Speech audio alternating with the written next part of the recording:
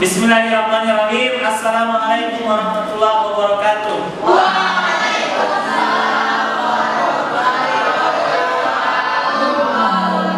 Bagaimana kabarnya pagi ini?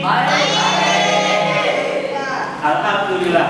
Baik anak-anak sekalian, alhamdulillahirabbil alamin. Allahumma sholli ala Muhammad wa ala alihi wa sahbihi. Pagi hari ini kita akan membuat kesepakatan kelas atau aturan kelas agar kondisi pelajaran kita di dalam kelas bisa teratur dan bisa berjalan dengan baik.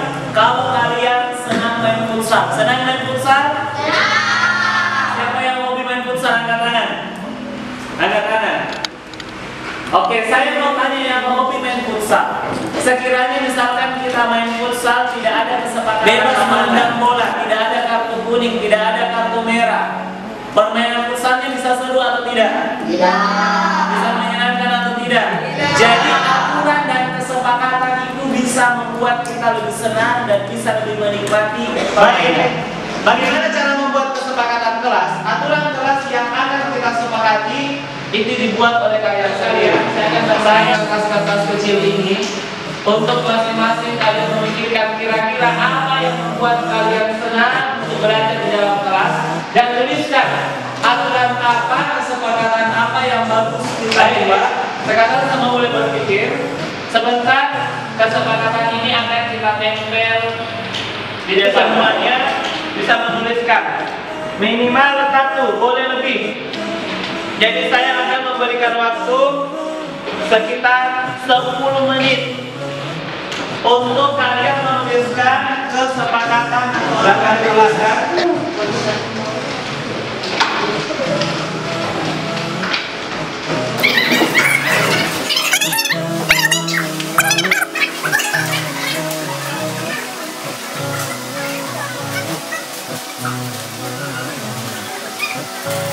Oke, kesepakatan kelas yang sudah kalian tuliskan, kita akan tempel di sini, kita jejer. Kemudian nanti saya menuliskan, dibacakan satu persatu ya. Dan kita sepakati mana yang bagus untuk kita jalan. Silakan, tempel sendiri ya.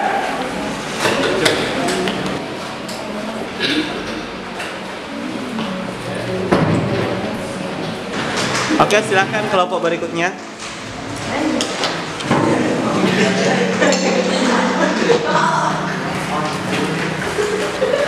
Baik, alhamdulillah kalian semua telah menuliskan kesepakatan kelas yang baik. Dicatat baik-baik ya kesepakatan kelasnya. Dicatat supaya bisa kalian ingat. Baik, anak-anak sekalian, kita sudah menyepakati aturan kelas dan menanyakan kembali. Kalian siap menjalankan aturan kelas ini? Siap dijalankan? Sekali lagi, siap dijalankan? Baik, insya Allah berikan semangat untuk diri. Semangat, semangat, semangat.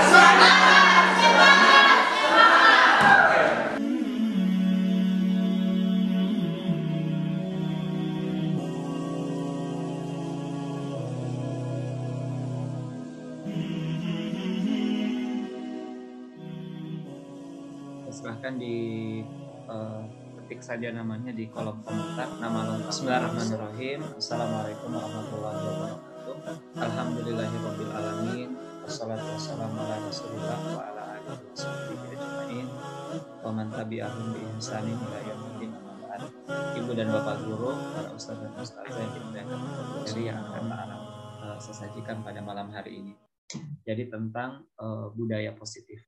Jadi budaya positif ini adalah salah satu pembahasan yang penting tentunya di lingkungan sekolah kita, khususnya di sekolah kita, sekolah Islam terpadu. Bagaimana kita menumbuhkan bagaimana positif, hal-hal yang positif itu bukan sekadar dilaksanakan saja oleh murid-murid kita secara terpaksa, tapi betul-betul membudaya mereka bisa laksanakan dengan baik. Capaian umumnya Ibu dan Bapak evaluasi dan refleksi tentang praktik disiplin dalam pendidikan Indonesia secara umum untuk mendapatkan pemahaman baru mengenai konsep disiplin positif untuk menciptakan murid dengan profil pelajar. Bagaimana kita menerapkan strategi disiplin positif yang memerdekakan murid untuk menciptakan ekosistem sekolah yang aman dan berpihak kita menyusun langkah-langkah dan strategi aksi nyata yang efektif dalam mewujudkan kolaborasi dengan seluruh pemangku kepentingan sekolah agar tercipta budaya positif yang dapat mengembangkan karakter. Tentunya di setiap sekolah, setiap guru mengharapkan murid-muridnya itu berlaku disiplin. Termasuk di sekolah kita, kedisiplinan ini menjadi hal yang utama. Apakah ketika di lingkungan sekolah secara umum dan di dalam kelas secara umum, kita menginginkan murid-murid kita itu disiplin ketika mengikuti semua proses pendidikan, proses pembinaan di dalam sekolah. Makna dasar disiplin sebenarnya adalah belajar. Dan disiplin diri ini hakikatnya diharapkan membuat orang menggali potensinya menuju sebuah tujuan atau menuju sebuah nilai yang dia hargai, apa yang dia hargai. Akan tetapi kita melihat kenyataan dalam budaya kita, makna disiplin ini mengalami perubahan. Bahwa disiplin itu sesuatu yang dilakukan seseorang pada orang lain untuk mendapatkan kepatuhan. Mendisiplinkan murid, kadang kita memaknai bahwa kita harus membuat murid itu betul-betul patuh dengan apa yang kita buat, dengan tata tertib yang sudah kita buat atau dengan aturan yang sudah kita kemudian buat. Ibu Bapak Guru, para Ustaz dan Ustazah, dibutuhkan adalah nilai-nilai kebajikan. Nilai kebajikan yang tentunya yang sudah dilihat secara universal. Kalau di sekolah kita, tentunya nilai-nilai kebajikan yang paling pokok ini adalah nilai-nilai Islam yang telah dituntunkan dalam Quran dan Sunnah.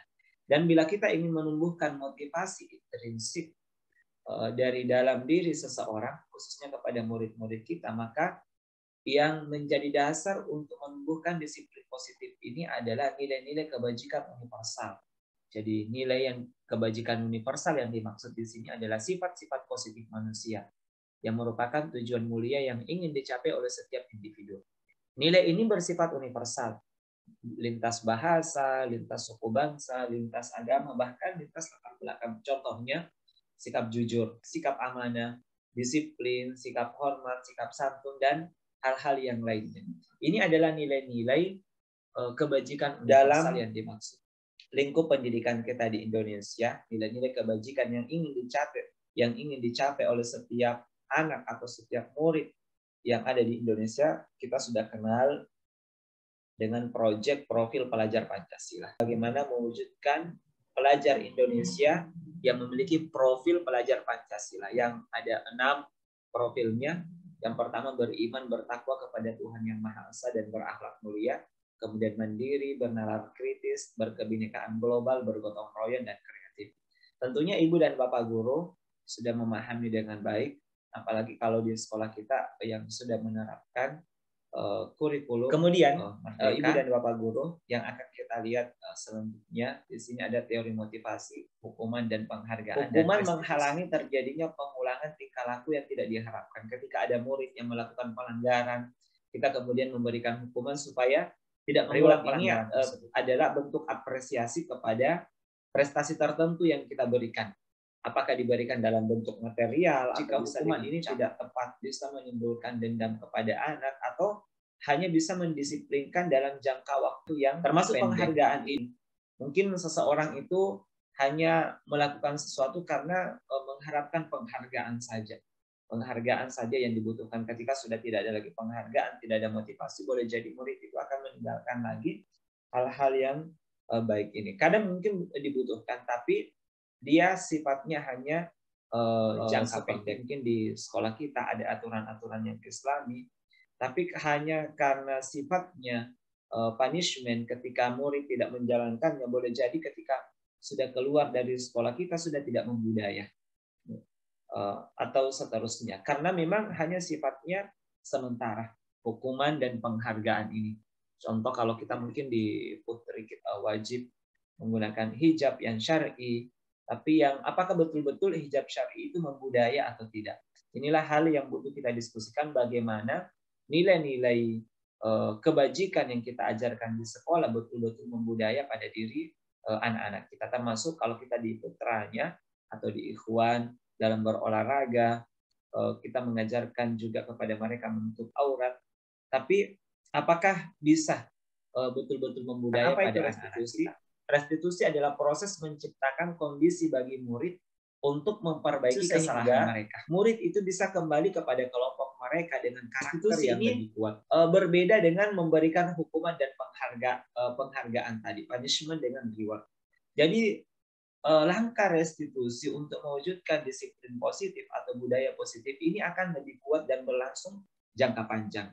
Jadi karena ciri khasnya bukan untuk menebus kesalahan, namun untuk belajar dari kesalahan. Untuk menebus kesalahan mereka, tapi bagaimana kita mempola anak-anak mereka belajar dari kesalahan. Ingin mendisiplinkan murid di dalam kelas ketika agak sulit, ribut atau yang lainnya, kadang kita memberikan paksaan. Jadi ini juga menjadi catatan yang perlu kita garis bahwa restitusi itu kita fokus pada karakter murid. Kemudian restitusi juga fokus kepada motivasi. Tentunya ada motivasi eksternal dan ada motivasi internal. Dan tujuan utama disiplin positif ini adalah dimotivasi internal. Yang paling dalam untuk mewujudkan budaya positif itu adalah motivasi internal dan kita agar terbentuk betul-betul budaya positif di dalam semua motivasi-motivasi ini kita berikan kepada anak.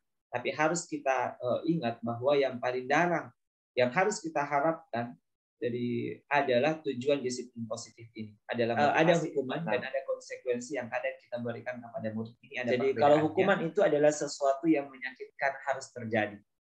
Kalau konsekuensi sesuatu yang ciri hukuman harus kemudian terjadi. Membuat anak sakit apakah fisik maupun hati untuk jangka waktu yang lama, ini sifatnya hukuman. Tapi kalau konsekuensi membuat anak merasa tidak nyaman dalam jangka waktu yang pendek karena memang kemudian hukuman ini efeknya anak akan membenci yang namanya kedisiplinan. Dia tidak senang. Tapi kalau konsekuensi dia lebih menjadikan anak menghargai disiplin ini. Ketika kita ingin melakukan budaya positif dan kita harus berusaha memilih antara hukuman dan konsekuensi. Tentunya konsekuensi adalah hal yang perlu kita upayakan sebelum hukuman ini. Kemudian kalau hukuman konsep dirinya buruk. Sementara kalau konsekuensi konsep dirinya baik. Untuk hukuman, anak belajar untuk menyembunyikan kesalahan. Saya minta kerjasama dari Ibu dan Bapak Guru sebentar menuliskan di kolom chat saja. Apakah termasuk hukuman atau termasuk konsekuensi dari apa yang saya tampilkan sebentar. Misalkan guru melakukan tindakan, mencatat 100 kali di dalam buku kalimat saya tidak akan terlambat lagi karena terlambat ke sekolah. Ini mungkin kadang kita laksanakan. Silahkan bantuannya Ibu Bapak Guru ditulis di kolom chat apakah termasuk hukuman atau konsekuensi. Hukuman. Jadi kemudian yang terakhir, lari mengelilingi lapangan basket 2 kali karena terlambat 10 menit untuk pelajaran PJOK. Apakah dia masuk hukuman atau konsekuensi? Silahkan untuk yang terakhir ini, Ustazah. Rata-rata menjawab hukuman. Ada yang menyebut oke, ada konsekuensi. Baik, kita lihat Ustazah untuk yang terakhir ini, dia masuk konsekuensi. Karena dia pelajaran PJOK. Jadi karena memang olahraga, dia sudah konsekuensi kalau di pelajaran. Jadi kalau pelajaran PJOK, anak-anak itu insya Allah akan merasa ini konsekuensinya memang karena kita olahraga. Beda mungkin kalau pelajaran yang lain, mungkin seperti pelajaran matematika, anak-anak terlambat 10 menit, kemudian kita suruh ke lapangan untuk lari keliling lapangan, maka itu akan menjadi hukuman. Baik, terima kasih, syukron Ustazah atas partisipasinya Ibu dan Bapak Guru. Nah, ini yang paling penting untuk yang kita lihat bagaimana sebenarnya disiplin positif itu bisa terwujud. Jadi di sini kita bisa diskusi Ibu dan Bapak Guru untuk melihat di sini ada identitas gagal dan identitas sukses. Kemudian yang berikut untuk hukuman, sistem tidak akan berjalan bila murid tidak takut. Ini satu sebenarnya identitas gagal budaya positif itu. Kita hanya sekedar membuat murid itu takut. Seperti mungkin ada pelajaran tertentu murid itu tenang karena sekedar takut kepada gurunya. Ini sebenarnya budaya positifnya gagal karena hanya takut karena hanya sekedar dia untuk restitusi, murid itu belajar bertanggung jawab untuk harus kita membuat keyakinan kelas. Ada kesepakatan kelas, kelas ini akan menjadi keyakinan kelas. Murid itu setiap masuk kelas akan ada di dalam pikiran murid, oh saya harus melakukan ini. Dan itu sudah diyakini.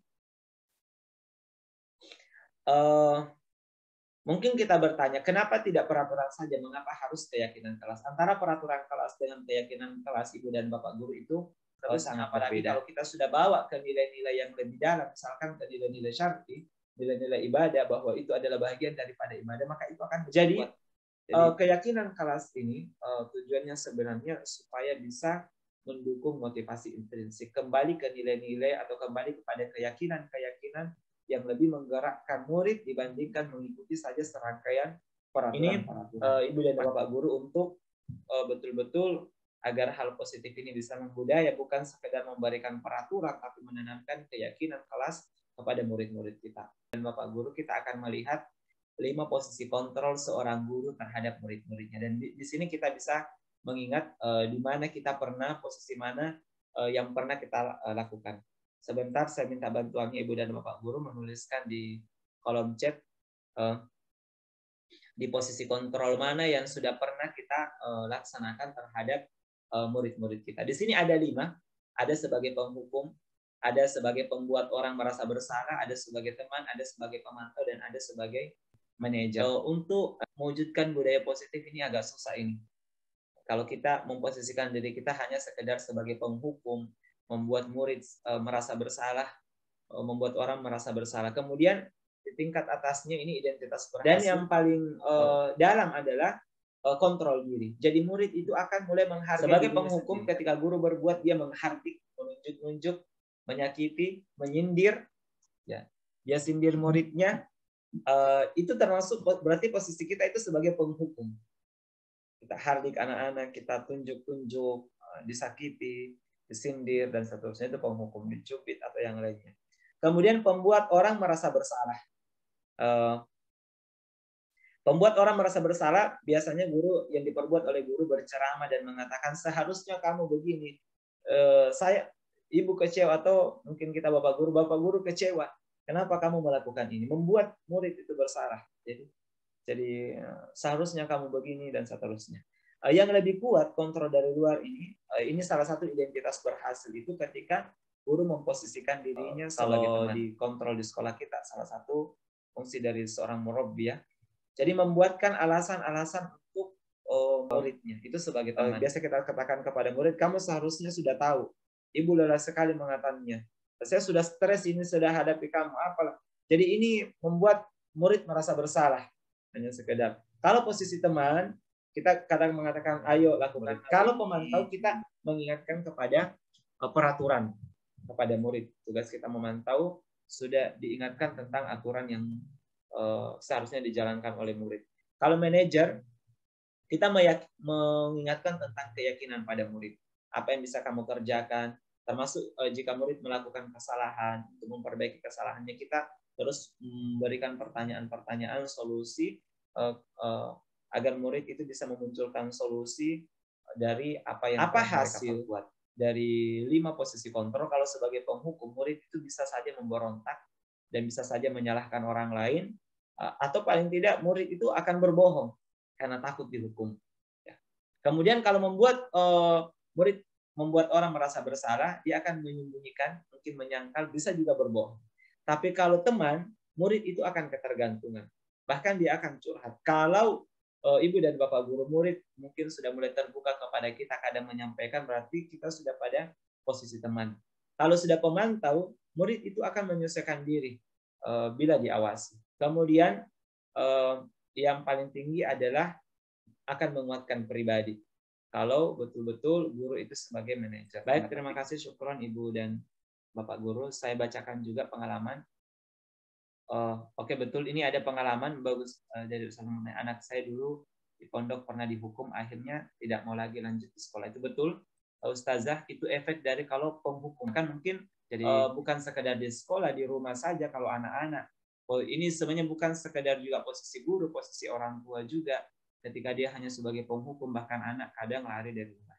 Ada dari Ustazah Hamidah, ketika siswa sedang ada masalah belajar di rumah, maka ketika mereka datang menjadi teman, maka mereka lebih mudah dan luas untuk bertanya tanpa beban. Betul sekali Ustazah.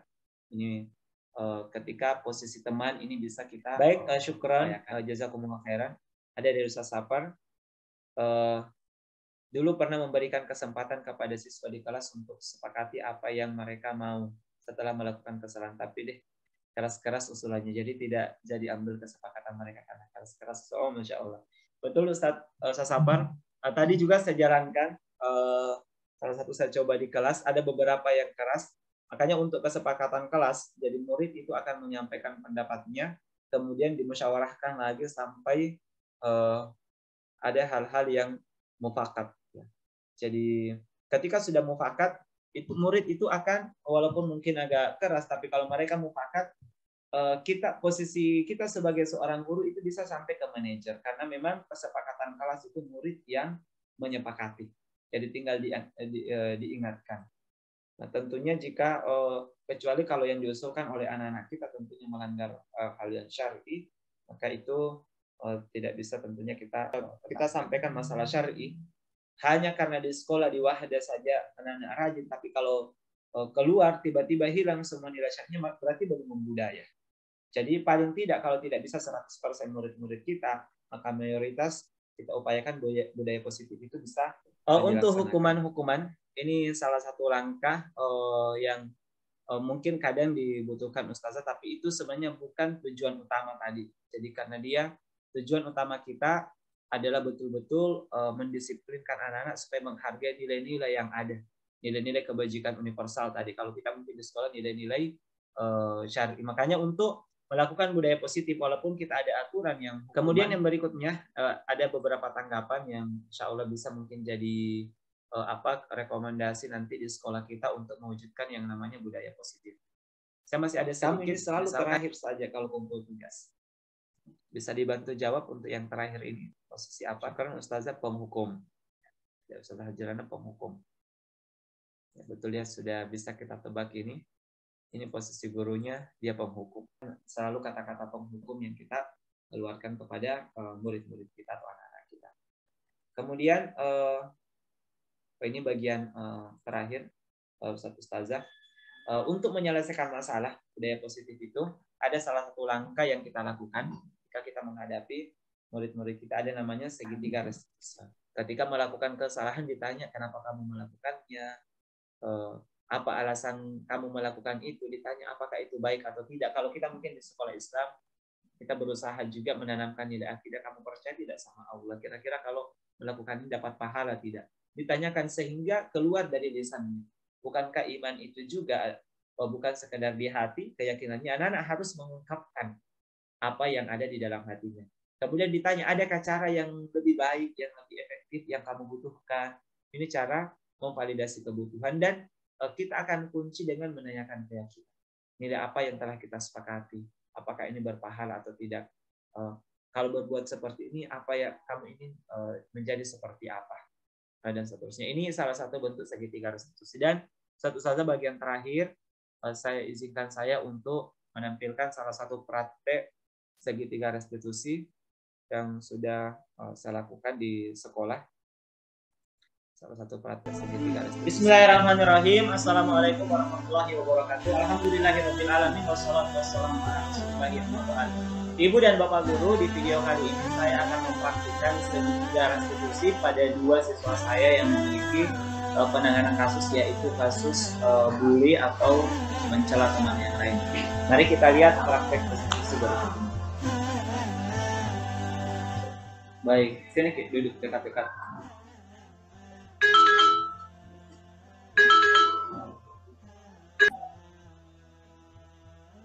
Syafi yang jadi bisa dulu.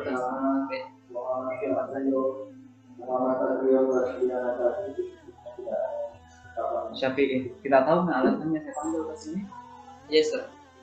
Kenapa itu? Mengganggu teman sampai hampir berkelahi. Kenapa bisa kita ganggu teman, Pak? Main-main, Ustaz. Baperan sekali. Main. Oh, teman tak berkenan. Terus apa yang dilakukan teman, Pak? Melawan. Melawan. Iya. Apa yang kita lakukan sama lu dan kami di anu di atas ya. Baru bawa lari. Boleh kita bawa lari. Kira-kira itu Syafi'i, apa yang kita kerjakan itu bagus atau tidak? Tidak bagus. Tidak bagus. Allah suka itu atau tidak? Tidak. Dapat pahala atau tidak? Dosa. Dapat dosa. Kita tahu Masya Allah. Seharusnya apa yang kita lakukan? Bermain sewajarnya. Kalau bermain sewajarnya, yang bagaimana itu yang sewajarnya? Sesuaikan dengan perasaan teman. Kalau tadi misalkan Will dan membalas, kemudian dia putus sampai berdarah, bagaimana cara kita? Perkelahian. Terjadi perkelahiannya lebih berat akibatnya. Syafi'i, apa yang kita lakukan itu tadi kita bilang baik atau tidak? Buruk. Tidak bagus. Kalau Syafi'i diganggu seperti itu, senang atau tidak? Tidak senang ya. Oke, apa yang seharusnya Syafi'i lakukan sekarang? Kalau Wildan sekarang sudah marah, dia juga mungkin merasa jengkel sama Syafi'i. Apa yang harus dilakukan? Minta maaf dan janji tidak bakal ulang. Meminta maaf, kemudian dan berjanji ya untuk tidak berulang. Yes. Kalau Imam Syafi'i sudah minta maaf kemudian berjanji, apa yang kira-kira terjadi pada dirimu? Bakal jadi orang apa? Berusaha untuk menjadi lebih baik. Berusaha menjadi lebih baik. Kemudian kira-kira untuk sikap Kak yang mengganggu teman itu bisa berubah atau tidak? Insyaallah bisa. Apa yang harus kita lakukan supaya berubah? Menahan diri untuk tidak mengganggu teman. Menahan diri ya, berusaha menahan diri. Kemudian nanti kalau ada masalah boleh datang ke sini cerita ya. Boleh, insya Allah nanti Syafi'i siap minta maaf sama Oke. Dan nanti saya panggil Wildan Syafi'i. Nanti jangan diulang lah ya. Kemudian pelanggarannya saya tetap catat di buku kasus ya Syafi'i karena kita sudah melanggar. Kalau kita melanggar lebih berat kita tahu konsekuensinya ya. Kemudian dalam agama bukan sekedar tata tertib sekolah, Imam Syafi'i akan dihukum di sekolah. Kemudian kira-kira dapat pahala atau dapat dosa? Akan berdosa. Kalau berdosa itu akibatnya tidak boleh. Apalagi kalau kita seorang Muslim itu bersaudara.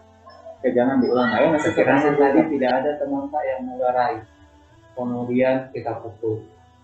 Kira-kira apa yang terjadi, Wildan? Kalau kita cuma berdua di situ, berkelahi. Terus efeknya bagaimana? Mungkin dibawa ke rumah sakit. Mungkin dibawa ke rumah sakit. Iya. Efeknya lebih besar atau tidak? Besar. Besar. Kemudian Wildan kira-kira setelah mengumpulkan masalahnya selesai atau tidak? Tidak. Siap. Oke, Imam Syafi'i minta maaf dulu sama Wildan. Bagaimana caranya minta maaf? Saya minta maaf dan tidak akan mengulanginya lagi. Iya, tadi bercanda katanya cuman ternyata Wildan tersinggung ya. Diulangi minta maaf. Saya minta maaf dan berjanji tidak akan mengulanginya lagi. Saya juga minta maaf karena sudah pukul kok. Oke, Masya Allah bagus ya. Nanti jangan ulang lagi ya. Alhamdulillah sudah selesai Ibu dan Bapak Guru, para ustaz-ustazah. Demikian webinar ringkas kita pada malam hari sekali lagi atas seluruh partisipasi para Bapak dan Ibu Guru. Belum meninggalkan ustazah. Saya minta kesediaan Ibu dan Bapak Guru untuk menyampaikan hal-hal positif dan saran-sarannya untuk materi kita pada malam hari ini. Silahkan sebelum 5 menit mungkin Bu Bapak Guru.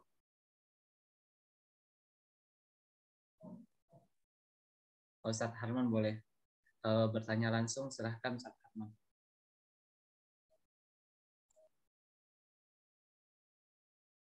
Videonya mohon maaf Ibu Bapak Guru saya sengaja matikan karena peserta kita banyak juga ada ustazah yang ikut yang sampai tidak sengaja tertindis videonya. Tidak apa-apa suara saja.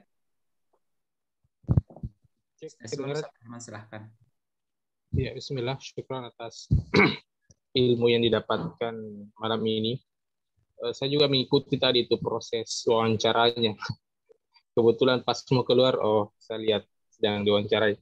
Tapi saya ada satu hal yang perlu saya tanyakan dari konsep yang dibahas tadi. Mungkin langsung pada intinya budaya positif apa yang Ustadz mau lakukan di SMP Wahda ini supaya betul-betul membudaya, tidak lagi terjadi seperti adanya hukuman, dan bagaimana strateginya itu menjalankan satu budaya positif yang ingin diterapkan di SMP Wahda. Syukran Ustadz. Baik, terima kasih Ustadz. Inilah yang diharapkan untuk senantiasa melakukan gerakan-gerakan di dalam sekolah untuk bergerak mewujudkan betul-betul budaya positif di sekolah. Kemudian saya bacakan komentar terakhir dari Ustazah Andi Nurul Muslimah. Keberadaan restitusi menghadirkan awareness atau kesadaran siswa dalam membangun budaya positif. Jika ada awareness, maka siswa akan lebih tulus dan jujur dalam menjalani budaya positif di sekolah. Insya Allah. Kemudian ada Ustazah Husna juga. Terima kasih, syukron. Komentarnya memberikan motivasi bagi seorang guru untuk selalu memberikan ibrah bagi anak didik di dalam mentarbiyah anak didik. Syukron jazakumullah khairan atas kehadiran dan partisipasi semua ibu dan bapak guru. Alhamdulillah selesai kegiatan ini hampir 2 jam. Alhamdulillah sesuai dengan waktunya. Kami tutup kegiatan pada malam hari ini dengan mengajak seluruh peserta bapak dan ibu guru membaca doa kafaratul majelis. Subhanakallahumma bihamdik, asyhadu an la ilaha illa anta, astaghfiruka wa atubu ilaik. Wa akhiru da'wana alhamdulillahirabbil alamin. Wassalamualaikum warahmatullahi wabarakatuh.